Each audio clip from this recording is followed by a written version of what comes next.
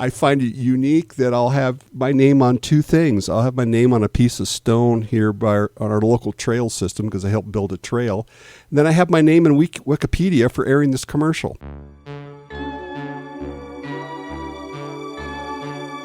I'm Tom Frank. I'm the Creative Services Director for KMVT TV in Twin Falls, Idaho. If you could bring me back to 1983, what was your job back then? I was the production manager.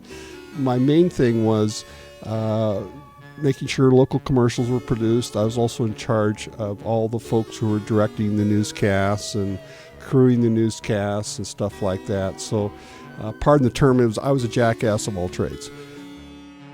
Well, since I was single and I had a lot of young married people, I always tried to schedule myself for holiday shifts because if you take care of your people, they'll take care of you. But I made sure that I scheduled myself for that New Year's Eve and that Christmas Eve shift so people could spend time with their families. So if someone was watching TV just before midnight on December 31st, 1983, what would they have seen? Well, if they were lucid, I don't know why they'd be watching us because we didn't run the highest quality of programs in the middle of the night. I mean, we aired some horrible movies. Someone ran a half hour of a movie backwards one time. It was upside down. It had been rewound incorrectly, and no one noticed.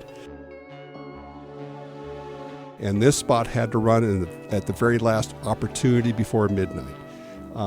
Okay, I can do that. So I watched for a natural break in the movie shortly before midnight, and then ran that commercial. And that was the only thing that ran in that break.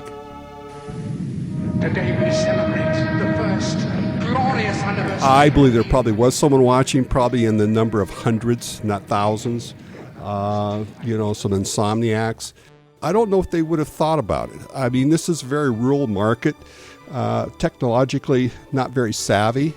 The whole concept of 1984, very conservative area, religiously very conservative. I mean, what's this all about?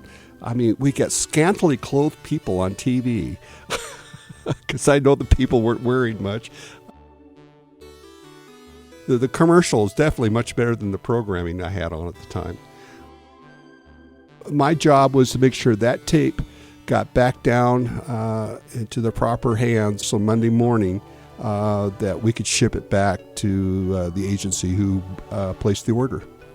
It was very infrequent that we actually ever sent a tape back because you have to remember the shipping charges and stuff like that.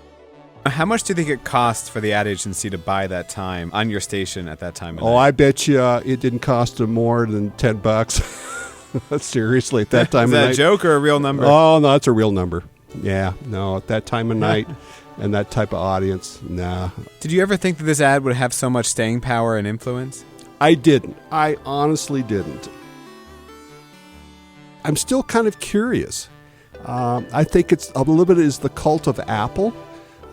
It isn't a street conversation that people will say, God, do you remember seeing 1984? And then you did it again the year after, right? Yeah, we did it for the Lemming spot. I guess we were so successful and being so innocuous that they said, well, let's do this one again. In fact, I did watch that one just a week or so ago. I had to refresh my mind how bad it was. And it was really, really bad. And I think everybody else thought it was really, really bad too. How do you feel about your place in this, this little footnote in history? Well, I think we all want to be remembered on some level. You know, when our time on this earth is gone, it's interesting that our small station has secured a place in broadcasting history, and for this type of a product, when we've done so much other stuff. There you go. Yeah. Well, hey, I really appreciate all your time. It was really great talking with you. Okay, you take care. Okay, bye-bye.